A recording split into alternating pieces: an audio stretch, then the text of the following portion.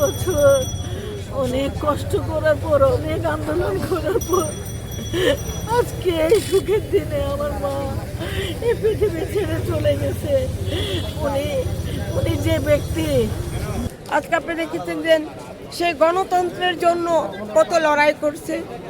দিনের পর দিন টেকনাফ থেকে তেঁতুলিয়া, রূপসা থেকে পাথুরিয়া এই সংগঠনকে শক্তিশালী করার জন্য দিনের পর দিন সে রাস্তায় রয়েছে। করার জন্য তিনি আমাদেরকে ছেড়ে যান নাই আল্লাহ। তিনি আল্লাহ আমাদের দেশ ছেড়ে কোথাও যান নাই আল্লাহ, আমাদের মাঝে ছিলেন। আজকে উনি আমাদের থেকে চলে গেলেন। আল্লাহ তুমি ওনাকে আল্লাহ বেহেশত নসিব করিও আল্লাহ।